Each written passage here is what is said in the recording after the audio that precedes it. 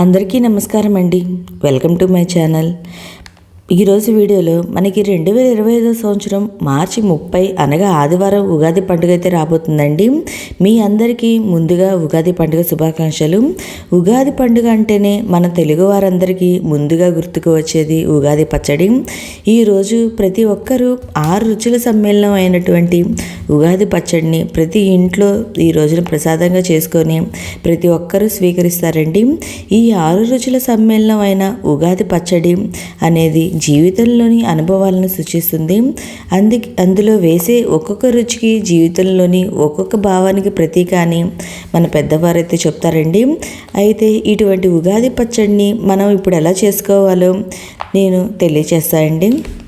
ఉగాది పచ్చడిలో వేసే 6 రుచులు ఏమిటి అంటే చింతపండు, వేప పువ్వు, మామిడి పండు, బెల్లము, ఇంకా ఉప్పు, మిరియాల పౌడర్ అండి. ఈ 6 రుచుల సమ్మేళనంతో మన ఉగాది పచ్చడి అయితే చేసుకోవాలి. ఈ 6 రుచులు ఒక్కొక్క దానికి ఒక్కొక్క భావం అయితే ఉందండి. ఒక్కొక్క దానికి ఒక్కొక్క ఆరోగ్యపరమైన మేలైతే చేస్తుందండి, ఆరోగ్యపరంగా కూడా. అయితే ఈ ఉగాది పచ్చడి ఎలా చేసుకోవాలో నేను ఇప్పుడు తెలియచేస్తానండి. మనం ఒక నిమ్మకాయ సైజు అంట చింతపండు అనేది ముందుగా నీళ్ళల్లో నానబెట్టుకోవాలి. ఆ చింతపండు అనేది నానిన తర్వాత దాంట్లో నుండి గుజ్జు అనేది తీయాలండి. తీసి ఒక గిన్నెలో అయితే వేసుకోవాలి. నేను ఇలా ఒక గుజ్జు అయితే తీసి ఒక గిన్నెలో అయితే వేసుకున్నానండి. తర్వాత దాంట్లో ఒక బెల్లం ముక్క తీసుకోవాలి, చిన్న సైజు. మీకు స్వీట్ సరిపడంత చిన్న బెల్లం ముక్క అయితే తీసుకొని అది పౌడర్ లాగా చేసుకొని ఆ బెల్లంలో కలుపుకోవాలి. అది బాగా కరిగేదాకా అది కలుపుతూ ఉండాలండి. అది కలిపిన తర్వాత దాంట్లో టేస్ట్కి సరిపడా అంటే నేను 1/4 వంతు ఇక్కడ సాల్ట్ అయితే తీసుకున్నా అండి. సాల్ట్ వేసుకొని కొంచెం మిరియాల పౌడర్ అనేది వేసుకోవాలి. ఇంకా వేప పువ్వు అనేది తెచ్చిపెట్టుకోవాలండి. మనం ముందు రోజే వేప పువ్వు అయినా తెచ్చుకోవాలి, లేదా ఆ రోజైనా వేప పువ్వు అయినా తెచ్చుకొని మనం దాంట్లో ఉన్న ఆ పువ్వుకి ఆ రేఖలు అనేది తీయాలండి.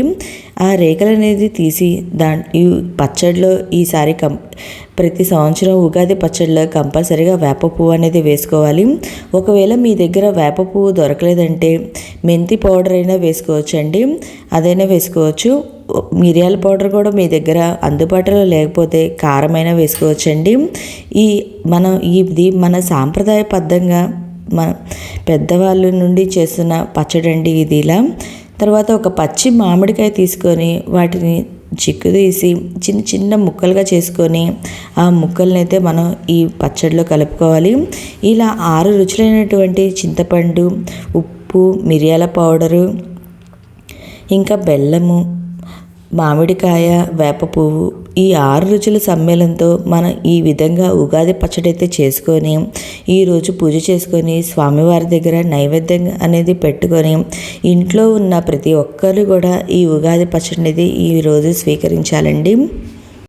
ఈ విధంగా మనం ఉగాది పండుగ రోజున ఉగాది పచ్చడి అయితే చేసుకొని ప్రతి ఒక్కరు స్వీకరించాలి. ఓకే అండి, మీకు ఈ వీడియో నచ్చినట్లయితే లైక్ చేయండి, మీ ఫ్రెండ్స్ అండ్ ఫ్యామిలీ మెంబర్కి షేర్ చేయండి. Thank you for watching.